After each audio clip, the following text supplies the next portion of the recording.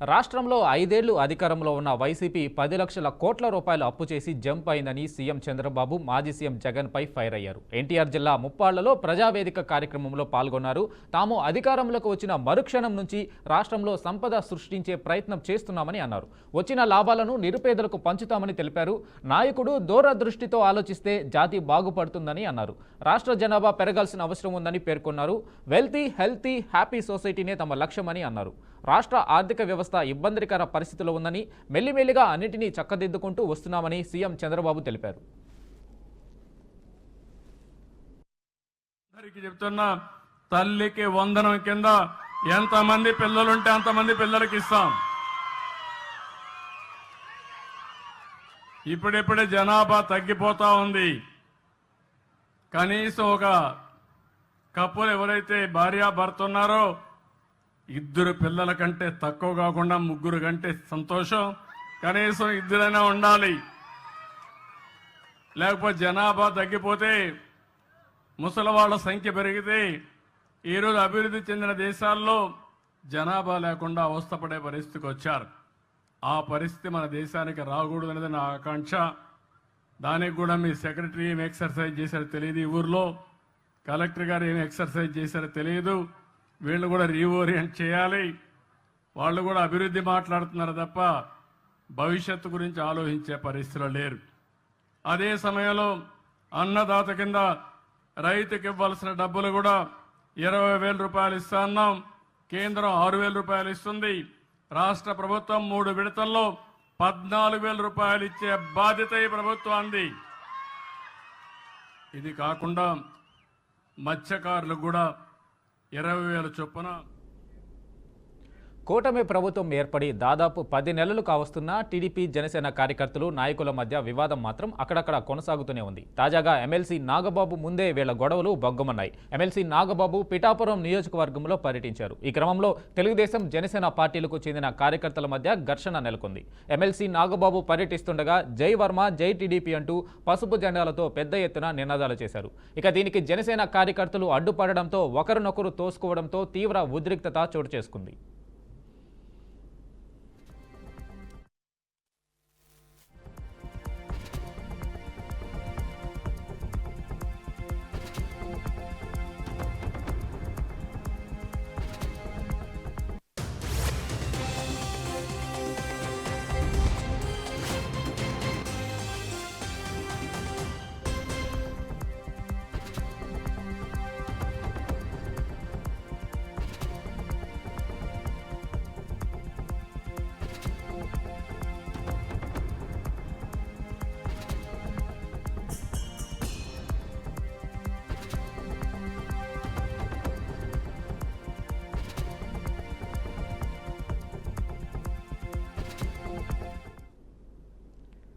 శ్రీరామనవమి పర్వదినాన్ని పురస్కరించుకొని యావత్ భారతదేశం వేడుకలకు సిద్ధమవుతుంది. ఆ సీతారాములు నడయాడిన అయోధ్యలోని భవ్య రామ మందిరం నుండి మారుమూల గ్రామంలోని దేవాలయాల వరకు ఈ వేడుకలు జరగనున్నాయి. ఇక తెలుగు రాష్ట్రాల్లోని రామాలయాల్లో అట్టహాసంగా రామనవమి వేడుకలు జరగనున్నాయి. దక్షిణాది అయోధ్యగా పిలుచుకునే భద్రాచలం రామాలయంలో అత్యంత వైభవంగా సీతారాముల కళ్యాణ మహోత్సవం జరుగుతుంది.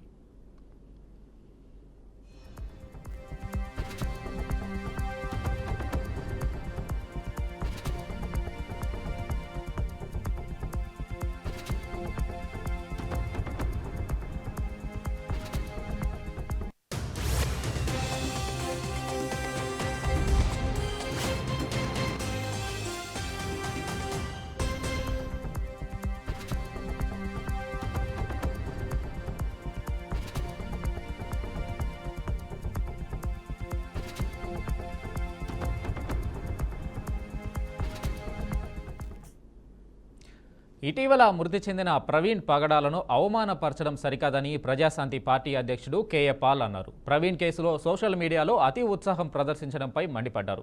ఇప్పటికైనా ప్రవీణ్ పగడాల కేసును సమగ్రంగా విచారణ జరపాలని డిమాండ్ చేశారు. తెలంగాణలో రేవంత్ రెడ్డి తన తీరును మార్చుకుని నిరుద్యోగులకు ఉద్యోగాలు కల్పించాలని, హెచ్సియు భూములను విక్రయించడం మానుకోవాలని సూచించారు. 9:30 గంటలకు 24వ తారీఖు రాత్రి ప్రవీణ్ పగడాల తన ఫోన్ నుంచి ఆయన హత్య ముందు కొన్ని సెకండ్లు మాత్రమే ఆయన వైఫ్ తో ఫోన్ చేసి మాట్లాడారా లేదా? మరి 9:30కి విజయవాడలో ఉన్నానని చెప్పిన ప్రవీణ్ పగడాల 11:30కి రాజమండ్రి ఎలా చేరుకున్నాడు? సైరన్ వెహికల్ ఉన్న నా వెహికలే 3 గంటలు పడుతుంది ఒకవేళ పోలీస్ వెహికల్ వెళ్ళాలంటే. 2, ఇన్స్పెక్టర్ ఇన్వెస్టిగేషన్ లో ఐజీ ఏమన్నాడు? ఈ TV5 మూర్తిగాడు ఈ వీడియోలన్నీ ఐజీ నాకు రిలీజ్ చేశారు అన్నాడు. ఒరే యూజ్లెస్ ఫెలో, నీకు ఐజీఏ రిలీజ్ చేస్తే ఐజీఏ ఎందుకు చెప్పారు? ప్రవీణ్ ప్రగడాల తాగాడని కానీ వైన్ కొన్నాడు, మందు కొన్నాడని కానీ మేము ఫుటేజ్ రిలీజ్ చేయలేదని ఇప్పుడు సూచేసుకో అంటున్నా కదా. నిన్ను కాదు, నీ ఓనర్ TV5 9 కూడా సూచేస్తా, నా శిష్యుడైనప్పటికీ. కొద్ది సంవత్సరాల తర్వాతైనా ప్రజాశాంతి పార్టీ అధికారంలో రావాలి, మీరు రప్పించాలి, 2 తెలుగు రాష్ట్రాలను కాపాడాలి. ఇప్పుడున్న వారందరూ అవినీతి పరులని అర్థమైపోయింది. 2వ సబ్జెక్ట్, ఇక్కడ హైదరాబాద్ సెంట్రల్ యూనివర్సిటీ 2300 ఎకరాల్లో మంచి 400 ఎకరాలు ఎన్నుకొని దాన్ని ఇండస్ట్రీలకి ఇచ్చేసి 40,000 కోట్ల ప్రాపర్టీ 400 ఎకరాలది 2 కోట్ల రూపాయలకి అమ్మేసి స్టూడెంట్లు, తెలంగాణ నిరుద్యోగులు, తెలంగాణ విద్యార్థుల కడుపులు కొట్టడానికి ఇక్కడ ప్రయత్నిస్తున్నారు రేవంత్ రెడ్డి గవర్నమెంట్. తెలంగాణ రాష్ట్ర ముఖ్యమంత్రి రేవంత్ రెడ్డి రేపు ఉదయం భద్రాచలానికి పయనం కానున్నారు. కుటుంబ సమేతంగా భద్రాద్రి రామయ్యను దర్శించుకోబోతున్నారు తెలంగాణ ముఖ్యమంత్రి రేవంత్ రెడ్డి. శ్రీరామనవమి పండుగ నేపథ్యంలో కుటుంబ సమేతంగా భద్రాచలం వెళ్తున్నారు. కుటుంబ సమేతంగా భద్రాద్రి రాముల వారికి పట్టు వస్త్రాలు సమర్పించబోతున్నారు. సీఎం రేవంత్ రెడ్డి వెంట తెలంగాణ పలువురు మంత్రులు, ఉమ్మడి ఖమ్మం జిల్లా ఎమ్మెల్యేలు, కాంగ్రెస్ పార్టీ నేతలు, అలాగే అధికారులు కూడా రానున్నారు. అధికారులు అన్ని ఏర్పాట్లు చేశారు. ముఖ్యంగా సీఎం రేవంత్ రెడ్డి భద్రాచలం పర్యటన నేపథ్యంలో పోలీసులు కూడా కట్టుదిట్టమైన ఏర్పాట్లు చేశారు. ఎలాంటి అవాంఛనీయ సంఘటనలు జరగకుండా భారీ ఏర్పాట్లు చేశారు.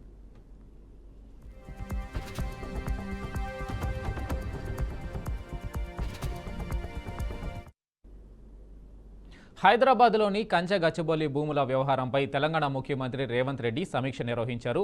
ఇక్కడి 400 ఎకరాల భూముల్లో చెట్లను నరికివేయడంతో వన్యప్రాణులు చల్లా చెదురయ్యాయంటూ కొందరు కృత్రిమ మేధస్సు వీడియోలు సృష్టించడాన్ని ముఖ్యమంత్రి తీవ్రంగా పరిగణించారు. దీనిపై విచారణకు ఆదేశించేలా కోర్టుకు రావాలని అధికారులకు దిశానిర్దేశం చేశారు. మరోవైపు ఈ భూముల వివాదం నేపథ్యంలో ఏర్పాటు చేసిన కమిటీతో కాంగ్రెస్ ఇన్ఛార్జి మీనాక్షి నటరాజన్ సమావేశమయ్యారు. సుప్రీంకోర్టు నోటీసులు, గొడవల అంశంపై చర్చించారు.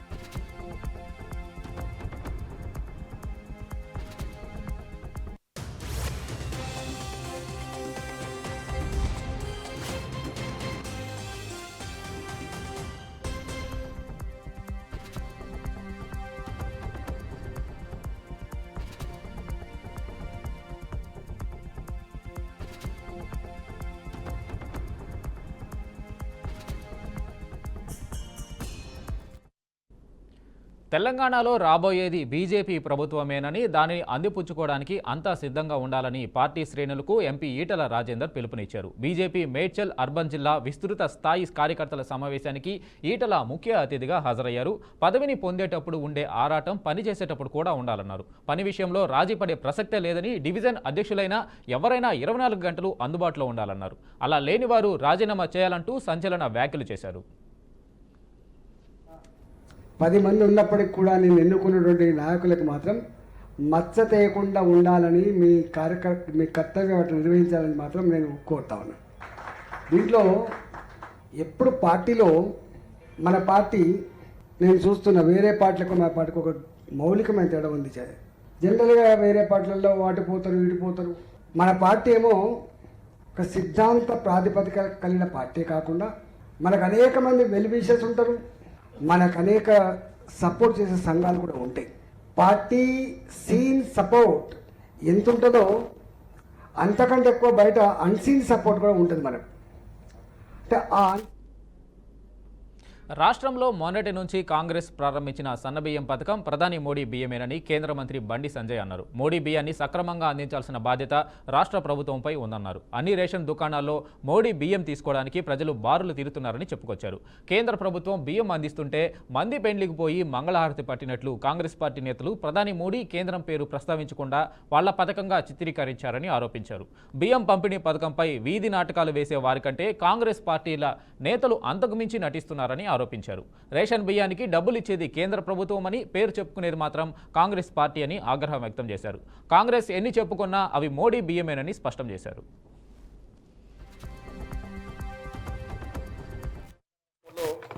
మోడీ బియ్యం సరఫరా చేస్తున్నారు. మోడీ బియ్యాన్ని సక్రమంగా అందించాల్సిన బాధ్యత రాష్ట్ర ప్రభుత్వం మీద ఉంది. అన్ని రేషన్ షాపులలో మోడీ బియ్యాన్ని తీసుకోవడానికి ప్రజలు బారులు తిరుగుతున్నారు. మోడీ గారిని ఎప్పుడు మర్చిపోం, మోడీ గారు మాకు అందిస్తున్న బియ్యాన్ని ఎప్పుడు మర్చిపోం అని చెప్పి ఇవాళ ప్రజలందరూ కూడా సంతోషాన్ని వ్యక్తం చేస్తున్నారు.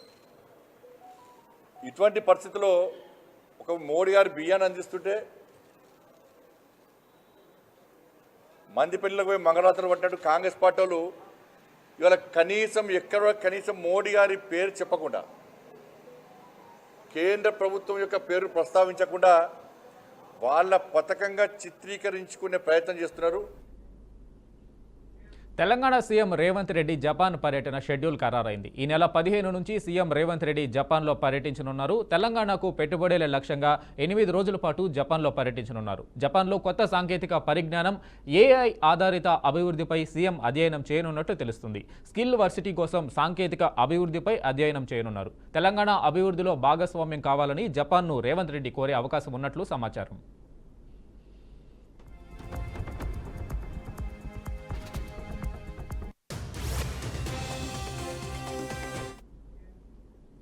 మైనారిటీలను నిర్వీర్యం చేసేందుకు కేంద్ర రాష్ట్ర ప్రభుత్వాలు కుట్రలు చేస్తున్నాయని వైసీపీ కర్నూలు జిల్లా ఉపాధ్యక్షుడు అహ్మద్ అలీఖాన్ మండిపడ్డారు. ఎన్నికల ముందు మంత్రి టీజీ భరత్ వక్ఫ్ బోర్డు సవరణ బిల్లు రద్దుకు మైనారిటీల పరిరక్షణ కోసం కృషి చేస్తామని చెప్పారని, దీనిపై మంత్రి సమాధానం చెప్పాలని డిమాండ్ చేశారు.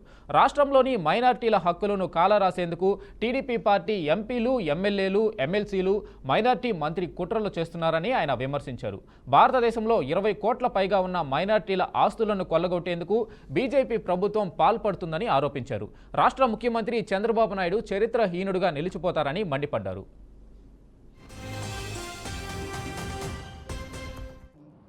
దగ్గర ఒక 300 మంది ఎంపీలు ఒక తానాషాహిగా డెమోక్రసీని చంపి కాన్స్టిట్యూషన్ని పర్వా చేయకుండా ప్రతిరోజు ప్రతి సంవత్సరము ఎలా మైనారిటీస్కి భారతదేశంలో ఇబ్బంది పెట్టాలా, స్పెషల్గా ముస్లిం మైనారిటీస్ని ఎలా ఇబ్బంది పెట్టాలా, ఎట్లా ఏ చట్టాలు తెచ్చి వాళ్ళకి ఇబ్బందుల్లో పెట్టాలా. హోమ్ మినిస్టర్ గారు ఏమంటారు, ఈ తెచ్చిన చట్టంలో ఏ నాన్ ముస్లిమ్స్ని మేము యాడ్ చేయడం లేదు, ఇది కేవలం మైనారిటీ వెల్ఫేర్ కోసము, మైనారిటీ కమ్యూనిటీ ఆడలు, మహిళలు, పిల్లలు వెల్ఫేర్ కోసం తెస్తున్నామని చెప్పినారు.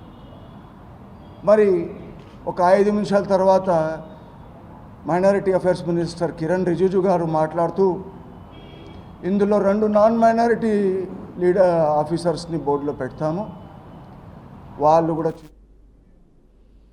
తెలంగాణలో పరిశ్రమల ఏర్పాటుకు ఎన్నో అనుకూల పరిస్థితులు ఉన్నాయన్నారు మంత్రి శ్రీధర్ బాబు. పార్క్ హయాత్లో జరిగిన సదస్సులో ఇండియా, లాటిన్ అమెరికా, కరేబియన్ ప్రతినిధుల పారిశ్రామికవేత్తలతో పాటు మంత్రి పాల్గొన్నారు. ప్రభుత్వం తరపున పారిశ్రామికవేత్తలను ప్రోత్సహిస్తున్నామని తెలిపారు. రాష్ట్రంలో పరిశ్రమల ఏర్పాటుకు ఎన్నో అనుకూలతలు ఉన్నాయన్నారు. వివిధ దేశాల ఉత్పత్తులపై అమెరికా సుంకాలు విధిస్తుందని మంత్రి ఆరోపించారు. పలు దేశాల పారిశ్రామికవేత్తలు భారత్ వైపు చూస్తున్నారని మంత్రి శ్రీధర్ బాబు స్పష్టం చేశారు.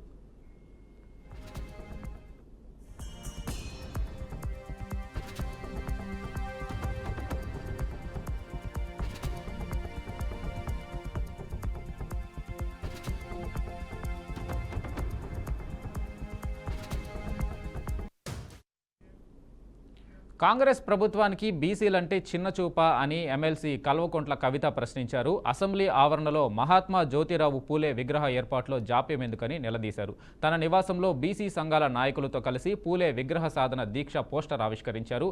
ఈ నెల 8న ఇందిరా పార్కు వద్ద నిర్వహించనున్న విగ్రహ సాధన దీక్షకు పెద్ద ఎత్తున తరలిరావాలని పిలుపునిచ్చారు. అణచివేత, పీడన, అంటరానితనం లాంటి రుగ్మతలపై జీవితాంతం పోరాడిన మహనీయుడు మహాత్మా జ్యోతిరావు పూలే అని ఆయన విగ్రహాన్ని అసెంబ్లీ ఆవరణలో ఏర్పాటు చేసి గౌరవించుకుందామని తెలంగాణ జాగృతి ఆధ్వర్యంలో పలు సందర్భాల్లో ప్రభుత్వం దృష్టికి తీసుకెళ్లామని గుర్తు చేశారు. అయినా ప్రభుత్వం మహాత్మా పూలే విగ్రహ ఏర్పాటులో ఉద్దేశపూర్వకంగానే జాప్యం చేస్తుందని ఆగ్రహం వ్యక్తం చేశారు. రాష్ట్ర ప్రభుత్వంపై ప్రజాస్వామ్య పద్ధతిలో ఒత్తిడి పెంచేందుకే విగ్రహ సాధన దీక్ష చేపడుతున్నామని అన్నారు.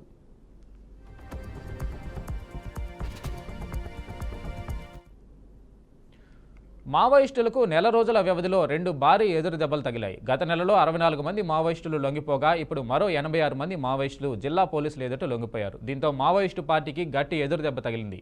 నెల రోజుల వ్యవధిలో 2 సార్లు భారీగా మావోయిస్టులు లొంగిపోయారని ఐజీ చంద్రశేఖర్ తెలిపారు. కాలం చెల్లిన సిద్ధాంతాలు వదిలి జనజీవన స్రవంతిలో కలవాలని పోలీసులు పిలుపునిచ్చారు. ఈ మేరకు మావోయిస్టు అగ్రనాయకుల వేధింపులు, వసూళ్లకు తట్టుకోలేక మొత్తం 86 మంది మావోయిస్టు మిలిషియా సభ్యులు లొంగిపోయారని అన్నారు. సంబంధించిన వాళ్ళు 5 మంది ఉన్నారు ఈ మావోయిస్ట్ పార్టీ. ఇందులో ర్యాంక్ వైజ్ గా చూస్తే ఏసీఎం ర్యాంక్ అంటే ఏరియా కమిటీ మెంబర్ ర్యాంక్ ఉన్నోళ్ళు 4 ఉన్నారు. పార్టీ మెంబర్స్ 5 మంది ఉన్నారు. ఇంకా మిగిలిన వాళ్ళు కూడా వివిధ కమిటీలలో పనిచేసే వాళ్ళు, అంటే మిలీషియా కావచ్చు, ఇంకా వాళ్ళ కిసాన్ మజ్దూర్ సంఘ్ అని, చైతన్య నాట్య మండలి అని, గ్రామ రక్షక దళం అని, ఇవన్నీ వాళ్ళకి సంబంధించిన కమిటీలు ఇందులో పనిచేస్తున్నారు. వీళ్ళంతా మొత్తం 86 మంది ఈరోజు సరెండర్ అవడం జరిగింది. మరి వారు మా కొత్తగూడెం ఎస్పీ రోహిత్ రాజు గారు, వారి అధికారులు, మా ఇన్స్పెక్టర్లు, వాళ్ళందరూ వాళ్ళందరినీ మాట్లాడి నమ్మకం వచ్చే విధంగా, ఎందుకంటే ఇప్పుడు మరి వీళ్ళంతా ఛత్తీస్గఢ్ రాష్ట్రానికి చెందిన వాళ్ళు. మరి సుప్రీంకోర్టు స్టే ఇవ్వడంతో బీఆర్ఎస్, బీజేపీ సోషల్ మీడియాలు సునకానందం పొందుతున్నాయని, వారు చేసే అబద్ధపు ప్రచారాల వల్ల ఎటువంటి నష్టం ఉండదని టీపీసీసీ ప్రధాన కార్యదర్శి కాంగ్రెస్ ఎమ్మెల్సీ అద్దంకి దయాకర్ అన్నారు. హెచ్సీయూ భూముల అంశంపై సుప్రీంకోర్టు ప్రభుత్వానికి వ్యతిరేకంగా స్టే ఇచ్చిందని సోషల్ మీడియాలో ప్రచారం చేస్తుండడంపై ట్విట్టర్ వేదికగా వీడియో విడుదల చేసిన అద్దంకి బీజేపీ, బీఆర్ఎస్లపై తీవ్ర స్థాయిలో మండిపడ్డారు. హెచ్సీయూ విషయంలో 400 ఎకరాలు ప్రభుత్వానికి సంబంధించింది అయినా సుప్రీంకోర్టు పర్యావరణకు సంబంధించిన కొన్ని అంశాలలో అభ్యంతరం వ్యక్తం చేస్తూ మాత్రమే స్టే ఇచ్చిందని తెలిపారు.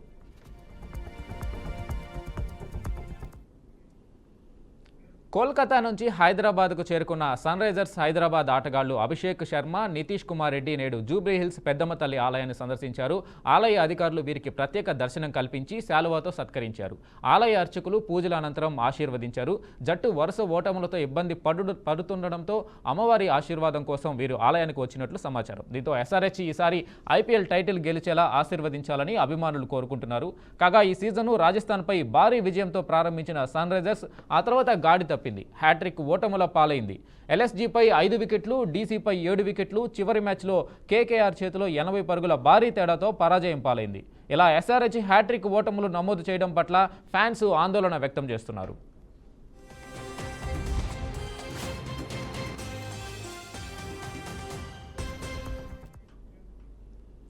ఛత్తీస్గఢ్లో వరుస ఎన్కౌంటర్లలో మావోయిస్టులు చనిపోతున్నారు. ఇటీవల తెలంగాణ జనగామకు చెందిన మావోయిస్టు అగ్రనేత అరుణక్క ఎన్కౌంటర్లో చనిపోయింది. కేంద్ర హోంమంత్రి అమిత్ షా ఆపరేషన్ కగార్ పేరిట వచ్చే మార్చి వరకు మావోయిస్టులను నిర్మూలిస్తామని ప్రకటన చేస్తున్నారు. తెలంగాణ రాష్ట్ర ప్రభుత్వం చేపట్టిన ఆపరేషన్ ఆకర్ష్ సత్ఫలితాలను ఇస్తుంది. వందలాది మంది జనజీవన స్రవంతిలో కలిసిపోతున్నారు. ఛత్తీస్గఢ్లో గత వారం 50 మంది మావోయిస్టులు లొంగిపోయిన సంగతి తెలిసిందే. 86 మంది మావోయిస్టులు భద్రాద్రి ముసుగు జిల్లాలో పోలీసుల ఎదుట లొంగిపోయారు. వీరిలో 66 మంది పురుషులు కాగా 20 మంది మహిళా మావోయిస్టులు ఉన్నారు. లొంగిపోయిన మావోయిస్టులకు ఒక్కొక్కరికి 25,000 చెక్కులను పంపిణీ చేశారు.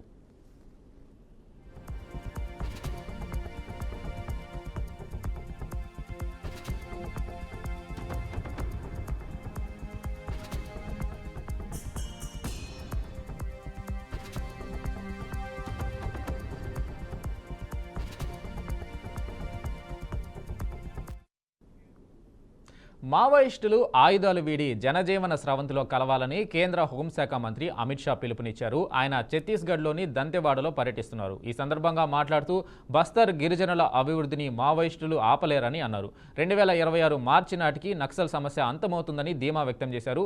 బస్తర్లో బుల్లెట్ కాల్పులు, బాంబు పేలుళ్ల రోజులు ముగిశాయని ఆయన అన్నారు. ఆయుధాలు వీడి జనజీవన స్రవంతిలో కలిసిపోవాలని మావోయిస్టులకు విజ్ఞప్తి చేశారు. మావోయిస్టులు మనలో భాగమేనని, ఏ మావోయిస్టు చనిపోయినా ఎవరిలోనూ సంతోషం ఉండదని అన్నారు. ఆయుధాలను చేతబూని స్థానికుల గిరిజనుల అభివృద్ధిని అడ్డుకోలేరని అన్నారు. विनती करने आया हूं, आप हथियार डाल दीजिए, मेन स्ट्रीम में आइए, आप हमारे अपने हैं। कोई भी नक्सली मारा जाता है, किसी को आनंद नहीं होता है, मगर इस क्षेत्र को विकास चाहिए। हमारे देश के प्रधानमंत्री जो 50 साल से विकास नहीं हुआ, नरेंद्र मोदी जी ये 5 साल में बस्तर को सब कुछ देना चाहते हैं, सब कुछ देना चाहते हैं। ये जमाना चला गया जब यहां पर गोलियां चलती थी, बम धमाके होते थे। मैं आज भी सभी जिनके हाथ में हथियार है वो और हथियार नहीं है वो। భారత్ శ్రీలంక మధ్య కీలక రక్షణ ఒప్పందం కుదిరింది. శ్రీలంక పర్యటనలో ఉన్న భారత ప్రధాని నరేంద్ర మోడీ ఆ దేశ అధ్యక్షుడు అనుర కుమార దిశానాయకతో సమావేశమయ్యారు. ఆ తర్వాత రక్షణ ఒప్పందాలు కుదుర్చుకున్నారు. ఈ మేరకు సంతకాలు జరిగాయి. ట్రింకోమలిని ఇంధన కేంద్రంగా అభివృద్ధి చేయడం, శ్రీలంక తూర్పు ప్రాంతానికి భారత్ గ్రాంట్ అందించడం వంటి ఒప్పందాలు జరిగాయి. అలాగే ఇద్దరు నేతలు సాంపూర్ పౌర విద్యుత్ ప్రాజెక్టును వర్చువల్గా ప్రారంభించారు. అంతేకాకుండా ప్రధాని మోడీ శ్రీలంక అధ్యక్షుడు అనురా కుమారి దగ్గర తమిళ జాలర్ల సమస్యను లేవనెత్తారు. రెండు దేశాల మధ్య ఎన్నో ఏళ్లుగా ఈ అంశం నలుగుతుంది. దానికి పరిష్కారం చూపే దిశగా పర్యటనలో చర్చలు జరిగాయి. ఇక ఇదిలా ఉంటే మోడీ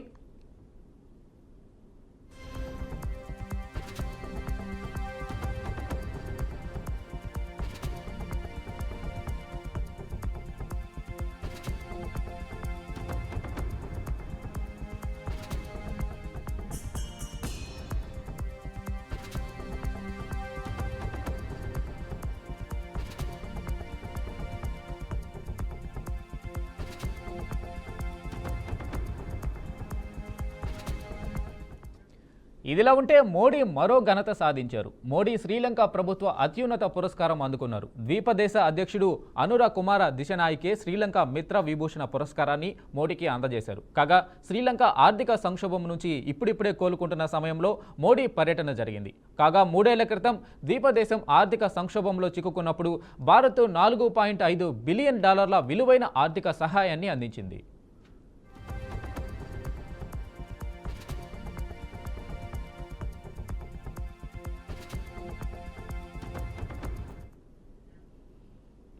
భూ విలయంతో అతలాకుతలమైన మయన్మార్కు భారత్ ఆపన్న హస్తం అందిస్తుంది. ఆపరేషన్ బ్రహ్మలో భాగంగా దక్షిణ తీర ప్రాంతంలోని తిలావా ఓడరే వద్ద యాంగోస్ ముఖ్యమంత్రికి భారత్ ఆహార సహాయాన్ని అందించింది.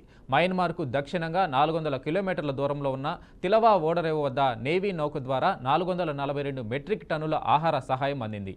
442 మెట్రిక్ ఆహార సహాయంలో 405 మెట్రిక్ టన్నుల బియ్యం, 30 మెట్రిక్ టన్నుల వంట నూనె, 5 మెట్రిక్ టన్నుల బిస్కెట్లు, 2 మెట్రిక్ టన్నుల తక్షణ నూడిల్స్ ఉన్నాయి.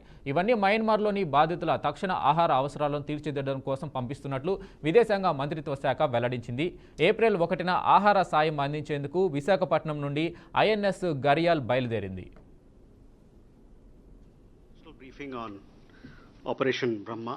Before I give you a snapshot of what all that has happened as part of Operation Brahma and what we expect to happen subsequently, I would like to introduce the team here. I have with me, we have members from NDRF, Indian Army, Indian Air Force and Indian Navy. We have on my left, as you can see, Brigadier T. Shiva from Integrated Defence Staff, Brigadier H.S. Mavi, Directorate of Military Operations, Air Commodore A.P. Singh, Air Headquarters, Commodore Raghu Nair from Naval Operations, and Shri Mohsen Shahidi, DIG, National Disaster Response Force, on my left.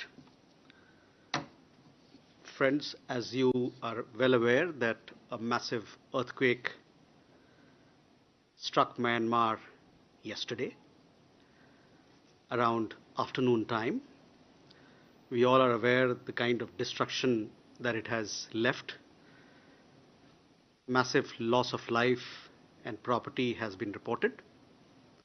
Soon after the tragedy struck Myanmar, our Prime Minister conveyed his concerns and expressed that India was ready to provide all support, all possible support to Myanmar, to the people of Myanmar and the government of Myanmar in this hour of crisis.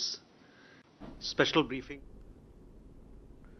Japan Papua న్యూగినియాలో భారీ భూకంపం సంభవించింది. గంట వ్యవధిలో 3 సార్లు భూ ప్రకంపనలు నెలకొన్నాయి. దీంతో వాతావరణ శాఖ సునామీ హెచ్చరికలు జారీ చేసింది. భూకంప తీవ్రత 4.6గా నమోదైనట్లు వెల్లడించింది.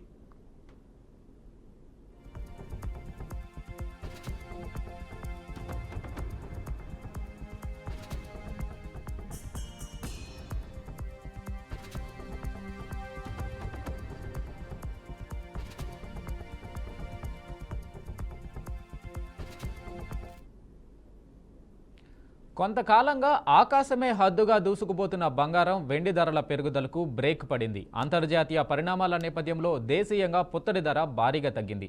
10 గ్రాముల మేలి బంగారంపై 2,400 రూపాయలకు తగ్గి 91,000 రూపాయలకు చేరుకుంది. కిలో వెండి ధరపై ఏకంగా 8,000 రూపాయలు తగ్గి 89,800కు పడిపోయింది. ఈ నెల 1న బంగారం ధర 94,000 రూపాయల పైకి ఎగబాకక ఇప్పటి వరకు 3,000 తగ్గింది. అలాగే వెండి ధర 2 రోజుల క్రితం 1.02 లక్షలు ఉండగా 12,000 రూపాయలకు పైగా తగ్గింది. అంతర్జాతీయంగా ఔన్సు మేలిమి బంగారం ధర నిన్న ఒక్కరోజే $80 పైగా తగ్గడం, వెండి ధర కూడా అదే స్థాయిలో పతనం కావడంతో దేశీయంగా వాటి ధరలు దిగివచ్చాయి.